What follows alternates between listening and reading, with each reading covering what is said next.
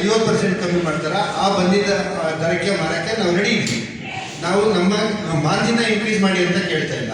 ನಮ್ಮ ಮಾರ್ಜಿನ್ಗಿಂತ ಜಾಸ್ತಿ ಡಿಸ್ಕೌಂಟ್ ಕೊಡ್ತಾ ಇರೋದನ್ನ ಕಂಟ್ರೋಲ್ ಮಾಡಬೇಕು ಅಂತಾನೆ ಸರ್ಕಾರಕ್ಕೆ ಮತ್ತೆ ಡ್ರಗ್ ಮ್ಯಾನುಫ್ಯಾಕ್ಚರರ್ಸ್ ಅಸೋಸಿಯೇಷನ್ಗೆ ಮನವಿ ಕೊಡ್ತೀವಿ. ಸಾಂಪ್ರದಾಯಿಕ ವ್ಯಾಪಾರಸ್ಥರು ಯಾರು ಈ ರೀತಿ ಡಿಸ್ಕೌಂಟ್ನ ಆಫರ್ ಮಾಡ್ತಾ ಇಲ್ಲ, ಯಾಕಂದ್ರೆ ಅವ್ರು ಬರೋದಿಲ್ಲ. ಆನ್ಲೈನ್ ಅವ್ರಿಗೆ ಎಲ್ಲಿಂದ ಬರ್ತಾ ಇದೆ ನಮಗೆ ಗೊತ್ತಿಲ್ಲ, ಅದಕ್ಕೆ ಆನ್ಲೈನ್ ವಿರುದ್ಧ ನಾವು ಧ್ವನಿ ಎತ್ತಿದ್ವಿ. ಯಾಕಂದ್ರೆ ಸರ್ಕಾರ ಅದನ್ನ ನಮ್ಮ ಎಲ್ಲ ಮನವಿಗಳನ್ನು ಸ್ವೀಕಾರ ಮಾಡ್ತಾ ಇದೆ ಹೊರತು ನಮಗೆ ಯಾವುದೇ ಒಂದು ಇದನ್ನ ಪರಿಹಾರ ಕೊಡ್ತಾ ಇಲ್ಲ. ಹಾಗಾಗಿ ನಾವು ಇವತ್ತು ದೇಶವ್ಯಾಪಿ ಬಂದ್ ಮಾಡುವಂತ ಪರಿಸ್ಥಿತಿಗೆ ಬಂದಿದ್ದೇವೆ. ಪ್ರಶ್ನೆ ಅಫೋರ್ಡಬಿಲಿಟಿ ಬಗ್ಗೆ ಕೇಳ್ತಾ ಇಲ್ಲ. ಅದು ಎಷ್ಟು ತಂದುಕೊಡ್ತಾ ಇರೋ ಪ್ರಾಡಕ್ಟ್ ಎಷ್ಟು ಸತ್ಯ ಅಂತ ಯಾರಿಗೆ ಗೊತ್ತಿದೆ? ಅವರಿಗೆ ಡ್ರಗ್ ಕಂಟ್ರೋಲ್ ಡಿಪಾರ್ಟ್ಮೆಂಟ್ ಅವರು ಇದು ಎಷ್ಟೊಂದು ನೀವು ಪೇಪರಲ್ಲಿ ನೀವೇ ಮಾಡಿದ್ದೀರಾ, ಟಿವಿ ಮಾಧ್ಯಮದಲ್ಲಿ ಕೊಟ್ಟಿದ್ದೀರಾ, ಡೂಪ್ಲಿಕೇಟ್ ಕಲಬೆರಕೆ ಔಷಧಿ ಅಂತ ಬಂದಿರೋದನ್ನ ಟ್ರೇಸ್ ಮಾಡಿದಾಗ ಆನ್ಲೈನಿಂದಾನೇ ಬಂದಿರೋದು. ಯಾವುದೇ ಒಬ್ಬ ಸಾಂಪ್ರದಾಯಿಕ ವ್ಯಾಪಾರದಿಂದ ಪರ್ಚೇಸ್ ಮಾಡಿದ್ರೆ ಇದುವರೆಗೂ ಫೇಕ್ ಅಂತ ಎಲ್ಲಿ ಬಂದೇ ಇಲ್ಲ, ಸಬ್ಸ್ಟ್ಯಾಂಡರ್ಡ್ ಅಂತ ಬಂದಿಲ್ಲ. ಪರ್ಚೇಸ್ ಮಾಡೋ ಔಷಧಿ ವ್ಯಾಪಾರಿಗೆ ಸೇಮ್ ಬರುತ್ತೆ. ಹಂಗಿದ್ದಾಗ ಅವ್ರು 50% ಹೆಂಗ್ ಕೊಡ್ತಾರೆ? ಎಸ್, ನಾವು ಅದನ್ನ ಬಿಲ್ ಅದನ್ನ ಸರ್ಕಾರ ಕೊಟ್ಟಿದ್ದೀವಿ, ಸರ್ಕಾರಗಳಿಗೆ ಕಂಪ್ಲೇಂಟ್ ಮಾಡಿದ್ದೀವಿ. ಮತ್ತೆ ಈ 817 ಅಲ್ಲಿ ಏನು ಆನ್ಲೈನ್ ಇ ಫಾರ್ಮಸೀಸ್ ಇದು ಲೈಸೆನ್ಸ್ ಕೊಡೋದೇ ಕಾನೂನು ಮಾಡಿಲ್ಲ. ಯಾಕಂದ್ರೆ ಲೈಸೆನ್ಸ್ ಕೊಡಂಗಿಲ್ಲ, ವ್ಯಾಪಾರ ಮಾಡಂಗಿಲ್ಲ. ಅರ್ಥ ಆಯ್ತಲ್ಲ? ಯಾಕಂದ್ರೆ ಒಂದು ಮೆಡಿಸನ್ ಅಲ್ಲಿ ಏನಿರುತ್ತಂತಂದ್ರೆ ರೆಜಿಸ್ಟರ್ಡ್ ಹಾಸ್ಪಿಟಲ್ಸ್ ಆಕ್ಟ್ ಅಲ್ಲಿ 1940 ನಲ್ಲಿ ಏನ್ ಬರುತ್ತಂದ್ರೆ ಒಂದು ಅಂಗಡಿ ಒಂದು ಪ್ರಿಮೈಸಿಸ್ ಅಲ್ಲಿ ಕ್ವಾಲಿಫೈಡ್ ಪರ್ಸನ್ ಪ್ರಿಸ್ಕ್ರಿಪ್ಷನ್ ನೋಡಿ ಮೆಡಿಸಿನ್ ಕೊಡಬೇಕು. ಇಲ್ಲಿ ಅದಾಗ್ತಾ ಇಲ್ಲ. ಮತ್ತೆ ನೀವು ಇನ್ನೊಂದು ಕೇಳ್ಪಟ್ಟಿರ್ತೀರಾ, ಒಂದು ಬರೀ ನಮ್ದು ಒಂದೇ ಸಮಸ್ಯೆಗೋಸ್ಕರನೇ ಹೋರಾಟ ಮಾಡ್ತಿರೋದಲ್ಲ ನಾವು.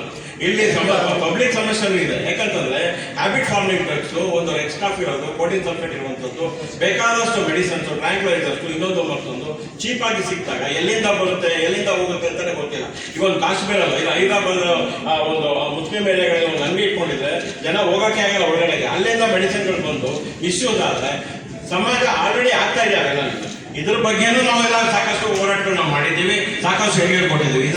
ಇವತ್ತು ನಮ್ಮ ಮಾತೃ ಸಂಸ್ಥೆ ಆದ ಒಂದು ನಮ್ಮ ಮೆಡಿಸಿನ್ ಬಂದ್ಗೆ ಕರೆ ಕೊಟ್ಟಿದೆ. 25ನೇ ತಾರೀಕು ಬುಧವಾರಕ್ಕೆ ಮೆಡಿಸಿನ್ 4 ಲಕ್ಷಕ್ಕೂ ಮೇಲ್ಪಟ್ಟ ಕೆಮಿಸ್ಟ್ಗಳು ಇದರಲ್ಲಿ ಭಾಗವಹಿಸ್ತಾ ಇದ್ದಾರೆ.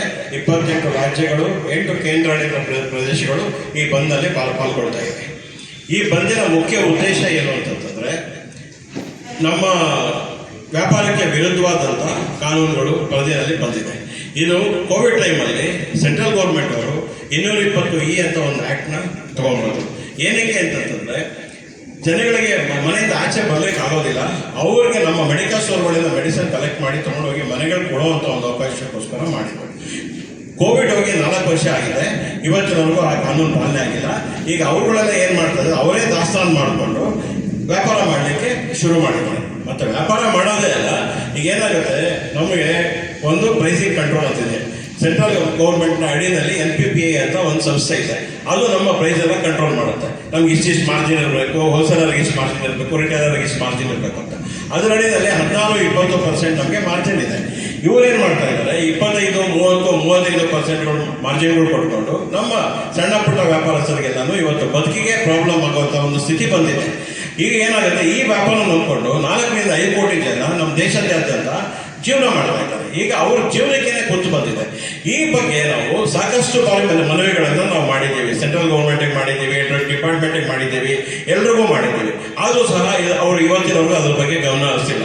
ಸೊ ಅದಕ್ಕೋಸ್ಕರ ನಾವು ಈ ಬಂದ್ಗೆ ನಾವು ಹೋಗ್ತಾ ಇದ್ದೀವಿ. ಇನ್ನೊಂದು ಅಂತ ಇದು ಬಂದ್ಬಿಟ್ಟು ಈ ಫಾರ್ಮಸೀಸು ಮತ್ತೆ ಆನ್ಲೈನ್ ಫಾರ್ಮಸೀಸ್ ಬಗ್ಗೆ ಇರುವಂಥದ್ದು. ಇವ್ರದ್ದು ಸೇಮ್ ಸಬ್ಜೆಕ್ಟ್. ಯಾಕಂದ್ರೆ ಇವರು ಕಾನೂನು ವ್ಯಾಪ್ತಿಯಲ್ಲಿ ಇವ್ರಿಗೆ ಯಾರೋ ಲೈಸೆನ್ಸಸ್ ಇಶ್ಯೂ ಮಾಡುವಂಗಿಲ್ಲ.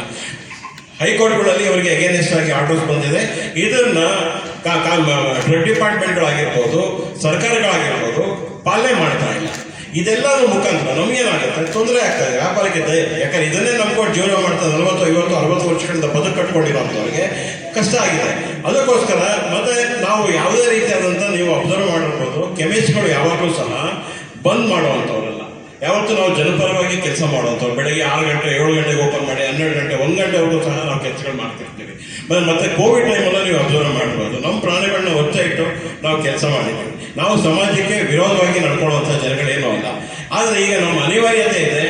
ನಾವೇನು ಬೇರೆ ಸಾಧ್ಯ ಇಲ್ಲದ್ರಿಂದ ಈ ಗೌರ್ಮೆಂಟ್ಗಳು ನಮ್ಮ ಕೂಗುಗಳನ್ನ ಕೆಡದೇ ಇರೋದ್ರಿಂದ ನಾವು ಅನಿವಾರ್ಯವಾಗಿ ಬಂದಿಗೆ ನಾವು ಹೋಗ್ತಾ ಇದ್ದೀವಿ.